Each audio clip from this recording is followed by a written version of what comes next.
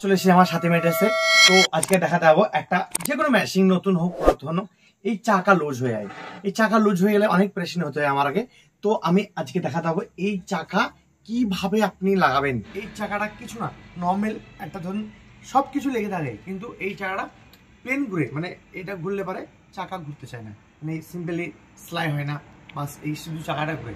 তো আমি আজকে দেখা যাবো এই চাকাটা কিভাবে আপনারা লাগাবেন, এই চাকাটার পদ্ধতি কিভাবে আপনি এইটা ঠিক মতো নতুন আবার ঠিক মতো করবেন, সেটা আমি আজকে আবার দেখা দেবো। প্রথমে যদি নাট থাকে এখানটায়, এই নাটটা খুলে ফেলবেন। নাটটা খুলে ফেললেন, দিয়ে দেখুন এই দিকে এইভাবে স্ক্রুড্রাইভার রাখবেন। এটা অনেকটা টাইট থাকে, তো এই কারণের জন্য স্ক্রুড্রাইভারটা লাগবে। হ্যাঁ, তো গাইস এইভাবে আপনি খুলে নেবেন নাটটা। দেখুন এই ওয়াশাটা আছে না, এইখানটায় কিছু মানে পদ্ধতি আছে যেগুলা মানে সিগারেট, দেখুন এখানে খাঁজ, এখানে খাঁজ, এই খাঁজটা এখন চাকাটা খুলে নিলেন। হ্যাঁ, চাকাটা এবার চাকাটা বেরিয়ে গেল, দেখুন চাকাটা খুলে গেল। তো আবার যখন এটা আবার লাগাবো, সেম পদ্ধতি ভালো করে লাগিয়ে দেবেন। এটাকে এই ফেস প্লেট, এটা ফেস প্লেট বলা হয়, ফেস প্লেটের নিচে রাখলে ভালো হয়। সুন্দরভাবে রাখবেন। রাখার পরে এই যে ওয়াশাটা আছে, সুন্দরভাবে এই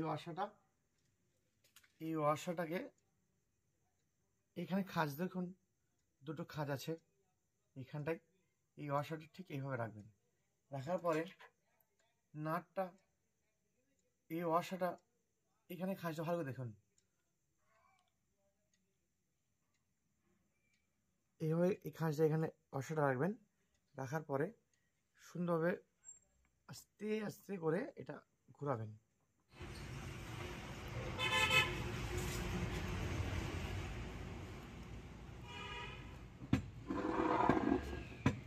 আবার সেম পদ্ধতি,